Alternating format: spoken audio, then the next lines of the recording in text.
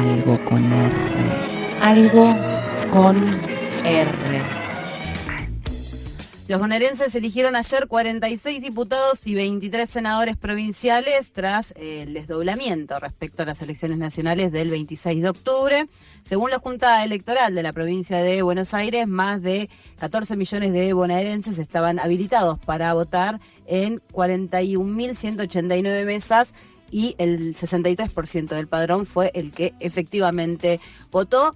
Y con el 98,96% de las mesas ya escrutadas, o ese era el dato que yo tenía en ese momento, en el momento que armé todo esto, sabemos que el peronismo se impuso en la provincia al alcanzar el 47,28% de los votos. La Libertad Avanza quedó segunda con el 33,71%. En tercer lugar quedó Somos Buenos Aires con el 5,42% y el Frente de Izquierda Unida alcanzó el 4,38% de los votos. Pero como las elecciones siguen y aún nos queda más o menos un mes y medio de campaña para llegar a las elecciones nacionales, tenemos en el estudio a Ana Arias, decana de la Facultad de Sociales y candidata a senadora por la ciudad de Buenos Aires por Fuerza Patria, y a Federico Puy, docente, secretario de prensa de ADEMIS y candidato a diputado por la ciudad de Buenos Aires por el Frente de Izquierda Unida. Muy buenas tardes, ¿cómo están? ¿Cómo va, Mica? ¿Cómo están? Muy bien, muchas gracias por la invitación. Bueno, la idea es que podamos hablar un poco medio abiertamente y que me cuenten primero qué lectura hacen de las elecciones de ayer en términos de los espacios que forma cada uno y luego cómo lo ven al oficialismo. Así que quien quiera. Gana. Bueno, la verdad que la elección de ayer fue sorpresiva porque nosotros suponíamos que iba a ganar el peronismo, pero no esta diferencia de votos, con lo cual estamos más que contentas y contentos, y más por la novedad de...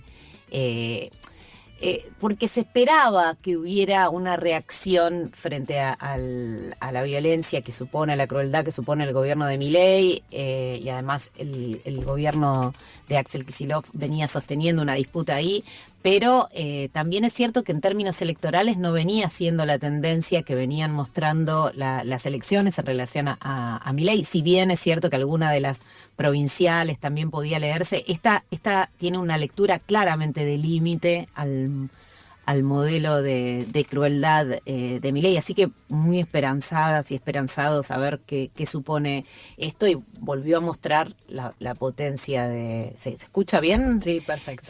Volvió a mostrar la potencia de popular, digamos, en términos de este modelo. Acabe todavía, hay mucho más para hilar de ver por la diferencia por distritos y las diferencias por sectores sociales, pero para nosotros es una excelente noticia. Sí, pienso, perdón, Fede, ahora te dejo, pero pienso que el peronismo tuvo un crecimiento de 2,6 puntos respecto de la elección pasada. Ahí pensás que es más un tema de también un voto bronca rebotado, o es algo de visión de que hay mayor gestión del lado del peronismo? Yo creo que son las dos cosas. Yo creo que son sin duda las dos cosas. Creo que hay un enojo muy grande de la población hacia el sistema político, que eso es innegable, con lo cual la posibilidad de que el peronismo haya sostenido, incluso incrementado, aunque sea chico como vos decís, me parece que habla muy bien de la capacidad que hubo del peronismo. Igual me parece que nosotros tenemos que ser conscientes de que sigue habiendo un enojo muy importante contra la dirigencia política en general, que es el enojo que capitalizó Milei, pero me parece que el modelo de Milei ya está demostrando que, lejos de ser una alternativa a esta idea de la casta o una alternativa a modelos que también generaban enojo, es al revés, es el reforzamiento de lo peor del sistema político y sobre todo el sistema económico. Me parece que lo que está pasando en términos económicos tiene un efecto claro que ha sido leído. Fede. Sí, yo comparto que fue una derrota política del gobierno de Milei muy grande. de alguna manera se veía venir con la crisis que venía atravesando el gobierno nacional, tanto en los vetos que no le salían en el Congreso o en el Senado, las diferentes movilizaciones que venía habiendo de los colectivos de las familias con discapacidad, del Garrahan, de jubilados y jubiladas, diferentes luchas de sectores de trabajadores que ya le estaban mostrando los dientes al gobierno y cuestionando su orientación de ajuste al servicio del FMI de las grandes patronales. No solo tuvo reveses en el Congreso, sino que después tuvo el escándalo de las coimas, los audios, el caso Libra, y si seguimos sumando, un gobierno que realmente entraba en una crisis política muy importante y la gente en la provincia de Buenos Aires eligió electoralmente esta derrota política y castigar al gobierno. Del Frente de Izquierda también consideramos que hicimos una muy buena elección, pudiendo poner 2 diputados provinciales, siendo tercera fuerza en la tercera sección electoral y teniendo también votaciones muy altas en muchos distritos muy importantes de la provincia de Buenos Aires, y mostrando también la consecuencia de haber estado en las calles siempre con estos colectivos, con estas familias, con estos sectores de trabajadores que le han venido dando pelea al gobierno de Milei desde el primer día de su asunción. Yo recordaba el otro día, ese 20 de diciembre, que logramos vencer el operativo represivo de Burley, que nos movilizamos, que terminamos en los cacerolazos, todo el fenómeno de asambleas barriales, que lo hemos charlado acá en el programa muchísimas veces, y que tuvo varios episodios de la lucha de diferentes sectores, y yo creo que es la hora de poder frenar realmente este gobierno, de plantearse hoy con el día de que hubo corrida del dólar, de que los mercados hablaron, de que el gobierno dijo, tanto Caputo como el presidente ayer en su conferencia de prensa después de la derrota electoral, que va a seguir el mismo rumbo, es decir, un rumbo de ajuste y al favor de las grandes patronales, que hay que enfrentarlo en las calles, que hay que enfrentarlo con los sindicatos a la cabeza, que hay que enfrentarlos movilizados, porque realmente hay que terminar con este gobierno ajustador. Y pienso en cuál es porque hay un debate en el peronismo muy grande, que es quién es la cabeza del peronismo, que creo que eso es lo que, por ahí lo que más desconcierta, y por otro lado, también, la izquierda como que va rotando sus figuras, pero es evidente o es decantado que Miriam Bregman hoy es la cabeza más fuerte de la izquierda. ¿Cómo vienen esos liderazgos adentro de los partidos políticos? Mira, yo creo que en el caso del peronismo sin duda hay una discusión abierta que además es pública. Ahora, me parece que la lectura más sensata de lo que están diciendo los datos, pero además de lo que escuchamos de nuestras compañeras y compañeros, es que no hay mucho espacio para esa discusión si efectivamente queremos ser la alternativa a este modelo de crueldad.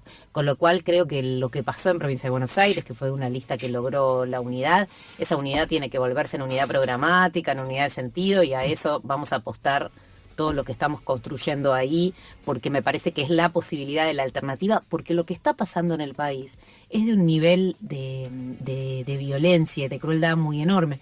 Recién yo lo escuchaba a Fede que decía, y con razón, varias cosas, señalaba lo de los audios de Karina, la famosa idea del 3%, y es verdad que esas cosas tienen altos impactos en términos de su difusión mediática, de los enojos que generan.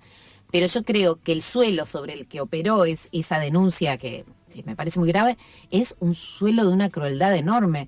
Cuando Españolo decía, ¿por qué tienen que pagar, no me acuerdo qué era, estacionamiento, una persona, y por qué los discapacitados no tienen que pagar? Cuando dijo la discapacidad es una cuestión de orden familiar, tenía un nivel de violencia y de crueldad y iba tan al piso de lo que somos como sociedad, que es decir, bueno, si una familia tiene una persona con discapacidad, que se la banque, o sea, no tengo por qué pensar, que creo que por eso también esta denuncia de corrupción genera lo que genera, porque ya era sobre un piso terriblemente horadado de cuestión de lo que tenemos en común, de las cuestiones más básicas del tipo de sociedad que la Argentina, que siempre tuvo vocación igualitarista, tenía. Entonces me parece que no hay mucho espacio para, digamos, la discusión de la interna es una discusión súper válida, porque es la discusión por la direccionalidad del proyecto. El problema es que no puede tener monopolio esa discusión de la interna, porque cuando la interna se convierte en el monopolio de la discusión,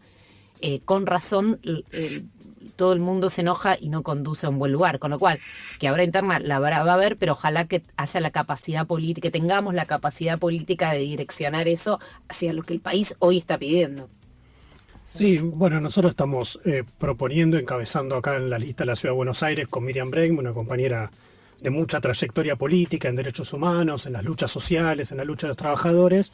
Y yo creo que además de su reconocimiento público en la calle, de su coherencia también, de este accionar que tenemos un frente de partidos políticos de izquierda, que son 4, que hace más de 10 años que estamos en esta misma unidad, donde ninguno se vendió, ninguno panquequeó, donde no es que uno asume y después va y vota a favor del veto de Milei a los jubilados, o se abstiene, o se va a fumar a los pasillos para que salga el veto de Milei a los jubilados, como pasó en esta última sesión, que fueron 2 diputados de Unión por la Patria que se ausentaron de esa votación y permitió que Milei, con esta política de la crueldad hacia los jubilados, continúe su ajuste y no se pueda, por ejemplo, obtener eso que están peleando en la calle, que es muy módico, ese aumento económico para los jubilados y las jubiladas, pero es la coherencia de estos compañeros y compañeras que entre el Congreso y la calle dicen lo que hacen y hacen lo que dicen, y yo creo que eso tiene un reconocimiento muy grande hoy en la población.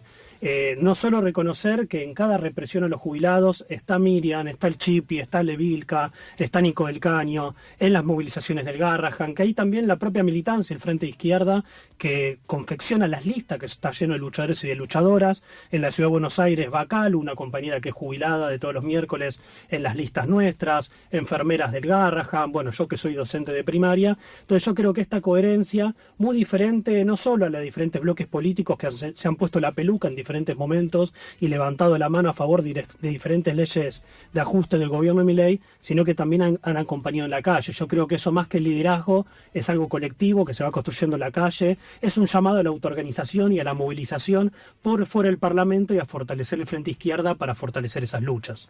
Excelente. Se van a quedar post-tanda, así que les invito a que sigan escuchando a quien está del otro lado.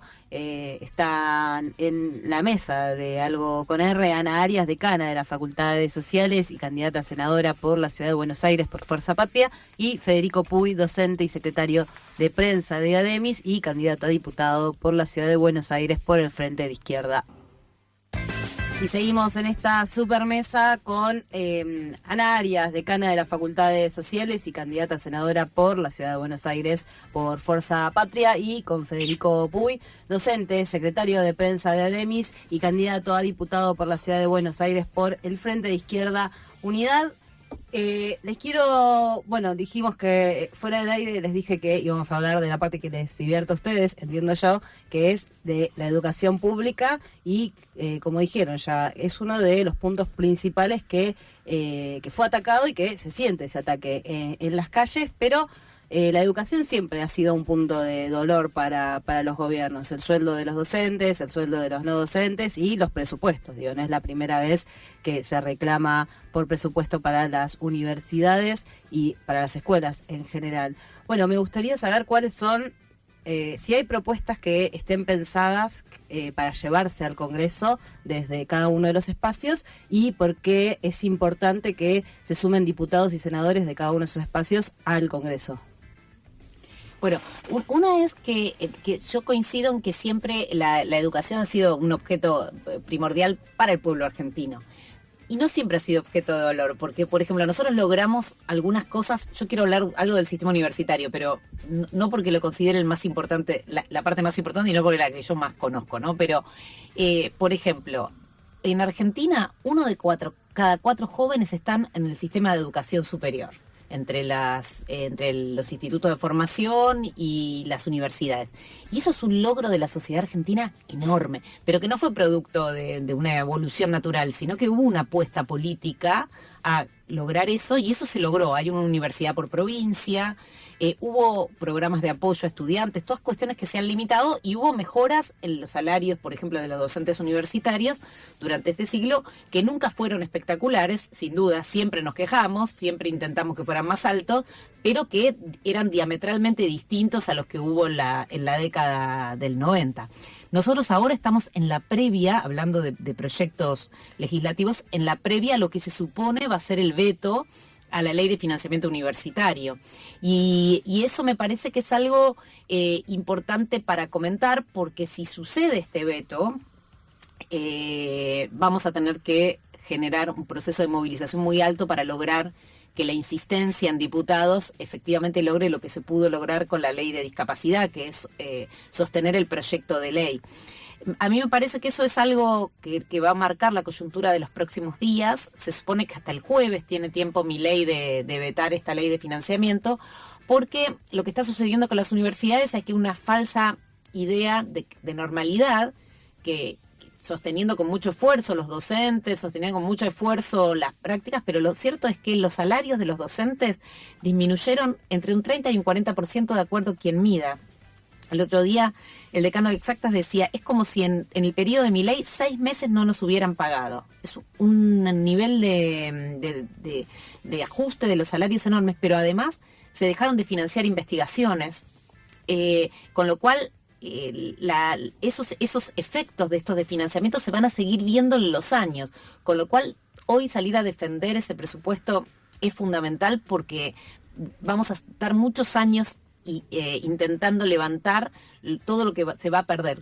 Los docentes que pierde la universidad pública, los proyectos que se caen, después no se vuelven a convocar en 2 años. Los años de formación que tiene un investigador, que tiene un docente, son años que pierde el pueblo argentino, digamos, o sea, pierde el sistema científico-tecnológico, el sistema universitario, pero sobre todo pierde el pueblo argentino, y esa es la previa de la que estamos. Ni hablar que lo que sucedió en términos de eliminar el fondo de incentivo docente es un atentado a la Argentina, a la educación en Argentina, que tiene efectos también terribles, y creo que un primer paso es ponerle límite a esta devastación. Porque tanto el sistema educativo argentino como en general, como el universitario en particular, nosotros tenemos un montón de críticas para hacerle. El tema es que en esta etapa lo que hay que hacer primero es ponerle fin a este modelo que quiere destruirlo, y después también pensar cuáles son los modelos que refuerzan aquellos aspectos más importantes. Tenemos licuadísima la política de becas, por ejemplo. Perdón, estoy hablando mucho, no le quiero... No, está muy bien. Pero me parece que esos son límites importantes que en esta etapa hay que poder lograr, porque es cierto que la elección de ayer ha sido hermosa, pero queda mucho del gobierno de Milei y tiene mucha posibilidad de daño aún, con lo cual creo que es imperioso ponerle límite a esto, y para eso, bueno, estamos haciendo todo lo que podemos. Sí, para empezar por lo último que decía Ana, que coincido, yo creo que el marcarle límites, incluso en este momento político al gobierno, luego de la derrota electoral, tiene que ser muy fuerte por parte de todos los que defendemos la educación pública. No solo el ataque a los presupuestos, bueno, el miércoles va a haber también movilizaciones de los docentes y no docentes de la universidad. CETERA ha sacado un informe muy preciso sobre cómo ha ido disminuyendo el presupuesto nacional, o lo que se invierte en relación al PBI para educación pública en Argentina, pero además este gobierno, el de Milei, es un gobierno que pretende que la educación sea un gran motor de formación de mano de obra barata para los grandes empresarios, una pedagogía completamente mercantilizada al servicio del gran capital. Tanto el Fondo Monetario Internacional, la OCDE, el Banco Mundial hacen todas recomendaciones al gobierno de Milei y en toda América Latina sobre que la educación tiene que tener cada vez más ligada a las habilidades o a las necesidades empresariales. Hay un montón de reformas que han ido pasando a lo largo y ancho del país, como la educación emocional, también una educación ligada a un mundo del trabajo completamente precario, que nosotros creemos que es una parte muy importante de lo que hay que enfrentar. Por eso yo creo que lo primero debería ser que, viendo muy bien las movilizaciones enormes universitarias en defensa de la educación pública que se han dado en 2 oportunidades, tendría que haber habido una gran tercera marcha nacional, y creo que estamos todavía a momentos de poder convocarla, nacional, educativa, de todos los sectores educativos, de primaria, inicial, de terciario, de secundario, de universidad, para realmente no solo poner fin a esta política de ajuste presupuestario a pedido del FMI, sino también pensar que nosotros tenemos que hacer esa defensa de la educación en función que estamos pensando en los chicos secundarios que quieren intentar acceder a la universidad, en los chicos de primaria que quieren terminar el secundario, y realmente poner la educación al servicio, con sus conocimientos, de las grandes mayorías. Yo creo que tanto los diferentes ajustes que se aprueban en la universidad, tanto el recorte a obras sociales, el problema de los ad honorem, el problema de los docentes jubilados en la universidad, y un salario docente que a lo largo de ancho del país o trabajás 3 turnos o no llegás a fin de mes, cuestión que empeora muchísimo La otra propuesta que traemos nosotros es una defensa irrestricta del trabajo docente. Acá Milei nos dice adoctrinadores, Patricia Bullrich dice que se va a terminar el adoctrinamiento, también de sectores del peronismo nos han dicho cosas muy duras, como que tenemos que ir al paredón. Nos han dicho paredón Juan Grabois a los docentes que faltan porque se toman una licencia por enfermedad o por lo que fuese, o el descuento del propio Axel Kicillof a los docentes que hacen huelga en Provincia de Buenos Aires. Yo creo que para realmente ponerle fin al gobierno hay que empezar a defender el trabajo docente y plantear un plan de lucha serio para poder terminar con esta política de ajuste. Bueno, mencionaste el adoctrinamiento ahí y hay una sensación que por lo menos es la que tengo yo, que es hace 2 años se viene responsabilizando a los jóvenes por esta avanzada de la derecha. Entonces hay una clara evidencia que adoctrinar, no estamos adoctrinando a nadie, pero bueno, justamente ambos trabajan con jóvenes de distintas edades. ¿Consideran que hemos expulsado de la política a los jóvenes y qué pasa con la memoria de esos jóvenes? Una pregunta difícil, nos dejó en silencio varios segundos. Sí, a ver, a mí me parecen varias cosas en relación a eso. Una es discutir la idea de, porque sería insensato pensar que el problema de los comportamientos electorales de algunos sectores juveniles hacia la derecha fue un problema de falta de adoctrinamiento, porque no pasa por ahí la discusión. A mí me parece dos cosas en relación a eso. Una es discutir esta idea del adoctrinamiento. Muy por el contrario, en nuestras aulas se debate y se debate de manera pasional. Y aparte el que crea que se adoctrina porque hay carteles, un docente nuestro decía que pruebe pararse frente a un cartel de que quien quiera, de Juan Domingo Perón. Pruebe pararse 3 horas mirándolo, no se hace peronista mirándolo eso, o si mira un cartel de Marx, no sucede, por más que al que haga el cartel le encantaría, digamos, o sea, no sucede. Y eso me parece que es no entender el funcionamiento incluso de la Universidad Argentina, que tiene múltiples cátedras, que nuestros alumnos te discuten permanentemente, que no forma parte de la realidad. De la misma manera que tampoco es que en los secundarios los docentes bajan línea y los jóvenes inmediatamente adhieren. Y de hecho, que haya sido elegido Milei con todo el sistema institucional en contra, demostró que esos sistemas, que no funciona así la cosa. A mí me parece que Milei pudo capitalizar un enojo en el cual pudo captar la pregunta, lo que pasa que la forma de resolverla fue terriblemente más violatoria de aquellos derechos, de aquellas búsquedas que tenían los jóvenes. Pero en algún punto ciertos enojos hay que reconocerles que fueron enojos que reconoció ese nivel de enojo, de violencia, y me parece que eso hay que poder identificarlo, porque si no, no es que la gente es mala y no merece y hace cualquier cosa.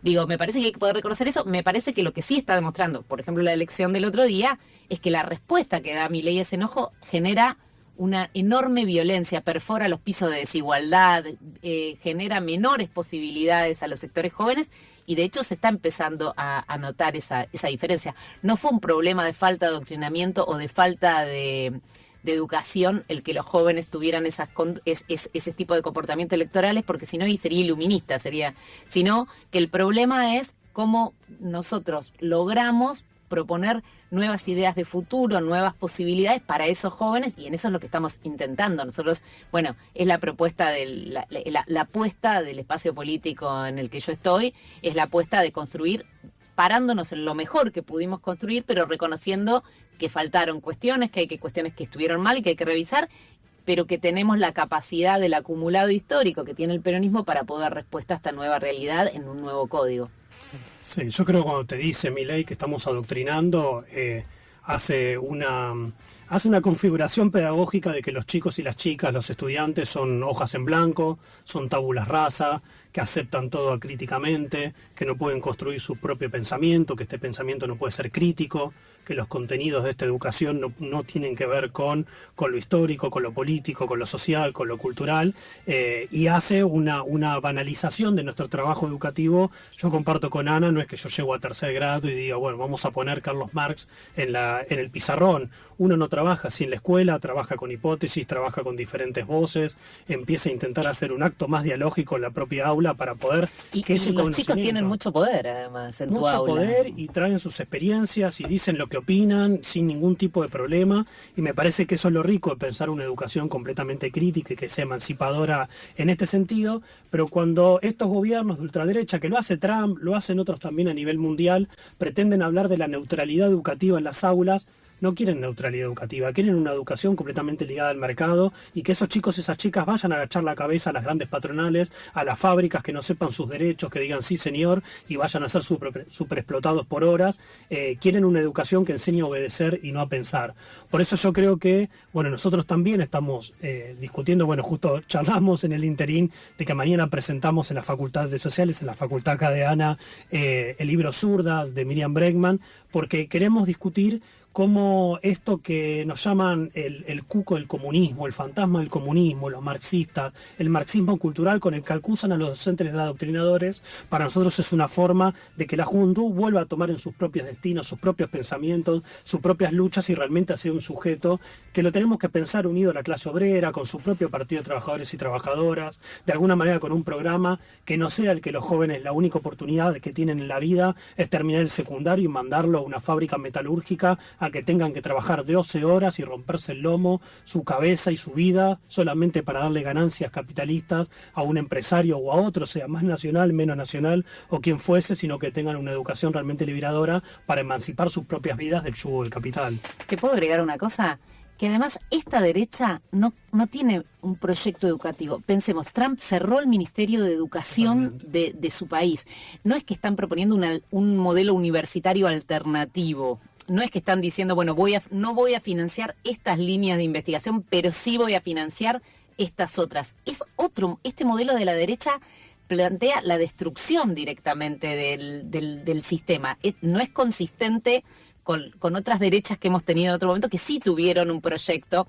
En este sentido, van en contra de la educación y también van en contra de la industria. No tienen, o sea, es tan inconsistente que no es que van a conseguir trabajo, obreros de baja calificación. No va a haber posibilidad de clase obrera porque están destruyendo el sistema industrial y es parte de su modelo, pero es un modelo que tarde o temprano estalla porque, insisto, no es el modelo de las derechas ilustradas que tuvimos en otro momento. Es un modelo kamikaze.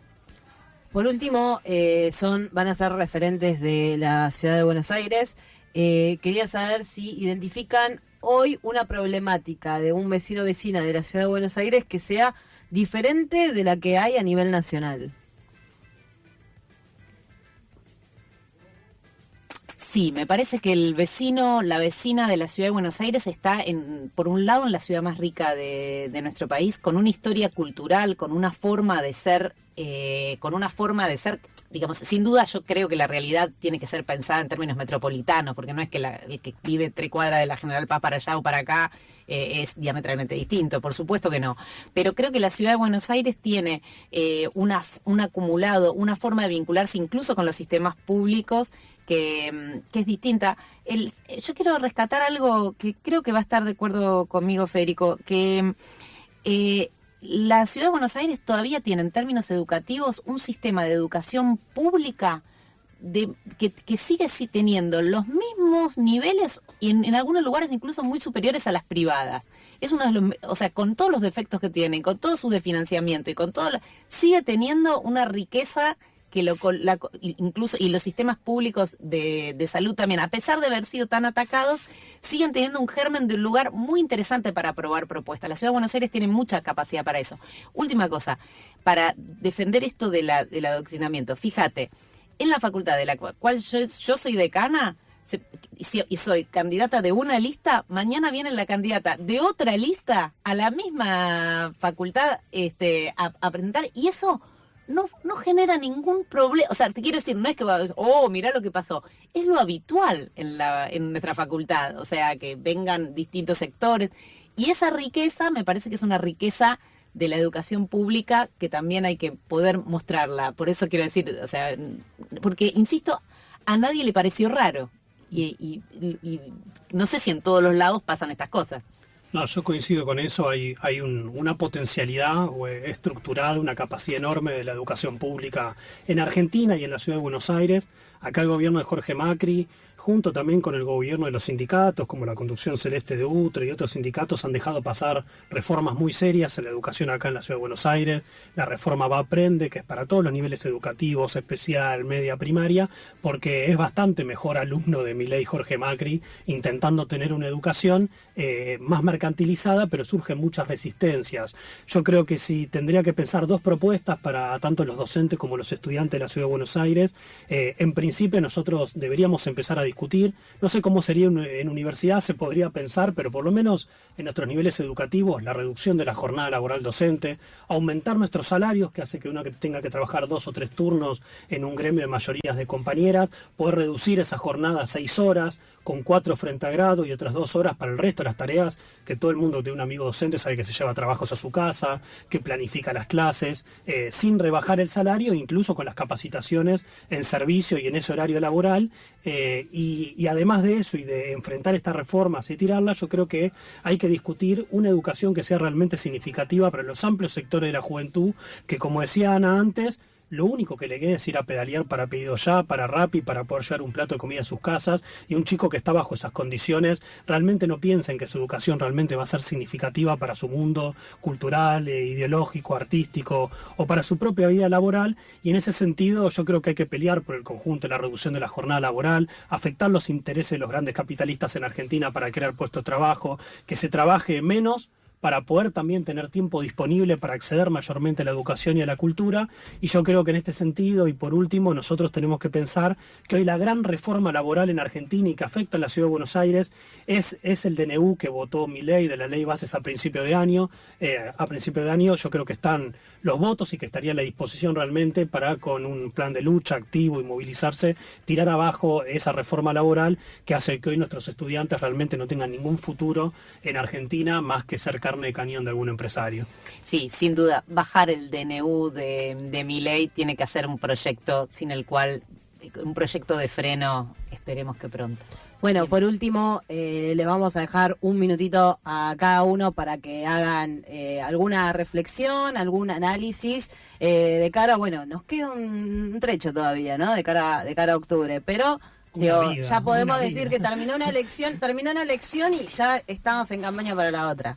Aparte son 7 semanas, pero pueden ser las 7 semanas más largas. Yo ahora me parece que... Con corridas bancarias todos los días. Claro, así que a mí me parece una cosa importante y es rescatar que la participación política, y en este caso también la participación electoral, vale y define. Por más que uno se haya enojado muchas veces, no hay otra forma de modificar la realidad que involucrarse políticamente. La elección no es todo, pero es una parte significativa. La ley bases pasó por un voto. O sea que un voto define un montón. Y el propio involucramiento define un montón. Con lo cual yo lo que querría decir, y es lo que nosotros estamos en Fuerza Patria intentando plantear en todos los lados que podemos, es que participar define. Participar define, hay que participar más en todos lados y también en términos electorales. O sea, mejoró los niveles de participación en la provincia de Buenos Aires, pero queda mucho por trabajar ahí. Me parece que poder reivindicar eso es importante, que la posibilidad de ponerle límite a este gobierno es algo que hay que hacer ahora, porque los niveles de deterioro en el que va a quedar la sociedad argentina posterior a este gobierno van a ser muy violentos. Me parece que es momento también de estar muy atentos a poder defender algunas iniciativas legislativas. Creo que la defensa de la ley de presupuesto universitario es una próxima agenda de los próximos días que vamos a tener que encarar y que esperemos poder encarar como lo hicimos en el año pasado, como para poder mostrar la importancia que para el pueblo argentino tiene la universidad, y por supuesto que hay que avanzar hacia la defensa de todos los niveles de educación, porque la universidad no es una isla. No es que si vos tenés una escuela, un nivel inicial, un nivel primario, un nivel secundario que se van al tacho, la universidad puede brillar de ninguna manera, con lo cual tiene que ser integral esa defensa. Sí, también llamar a la militancia. Nuestra campaña en Frente Izquierda fue a pulmón de todos los barrios, sectores de trabajadores, las fábricas. Yo creo que nosotros en Argentina tenemos que discutir no solo derrotar el plan de Milei y este gobierno hambriador y del FMI en lo inmediato, aprovechando también su propia crisis política, sino que además tenemos que avanzar en la construcción de una alternativa histórica y política independiente de las y los trabajadores, de los estudiantes, del pueblo pobre. Yo creo que hay que recuperar los sindicatos, que hay que dar mucha pelea en los sindicatos. Hoy serían una gran herramienta de lucha para poder frenar a este gobierno.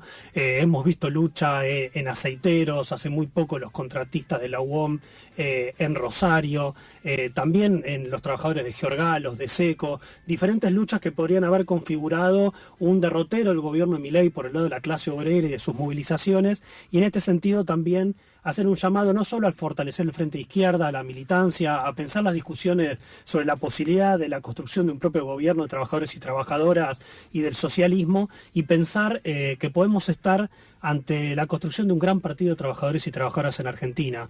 Hay muchos compañeros de diferentes sectores que han visto mal a sus conducciones burocráticas, que no han luchado contra el gobierno de Milei. El odio que hay a la conducción de la CGT es totalmente extendido en un montón de sectores de trabajadores. Hay que recuperar los sindicatos y hay que pensar una alternativa política a la propia clase trabajadora con un programa que sea no solo de estas reivindicaciones obreras y de nuestra clase, sino también por terminar en este país al sometimiento del Fondo Monetario Internacional. No podemos pensar en diputados y diputadas que en algún momento se levantan de su silla en una sesión del Congreso, de una comisión, para darle lugar a otro, para que se apruebe el tratamiento con el Fondo Monetario Internacional, como ocurrió bajo el gobierno de Alberto Fernández. Bueno, realmente necesitamos sacarnos al FMI de encima y avanzar en una alternativa propia a nuestros trabajadores y trabajadoras.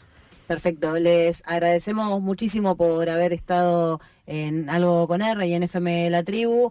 Siempre es un placer poder estar en este tipo de debates y que sea siempre tan ameno, ¿no? Así que les agradezco por haber venido. La agradecida soy yo, muchísimas gracias. Sí, gracias a ustedes y esperemos que llegue la flotilla a Gaza, porque también una perspectiva internacionalista y de basta el genocidio en Gaza tenemos que militar con todo. Ana Arias, decana de la Facultad de Sociales y candidata a senadora por la Ciudad de Buenos Aires por Fuerza Patria, y Federico Puy, docente, secretario de prensa de Demis y candidato a diputado por la Ciudad de Buenos Aires por el Frente de Izquierda Unidad, es quienes estuvieron al aire de FM La Tribu. Nosotros nos vamos porque ya está Carnaval de Radio del otro lado. Gracias a todos quienes formaron parte de este programa y que hicieron una gran producción del otro lado. Chau, sean felices. Esto pasa en La Tribu.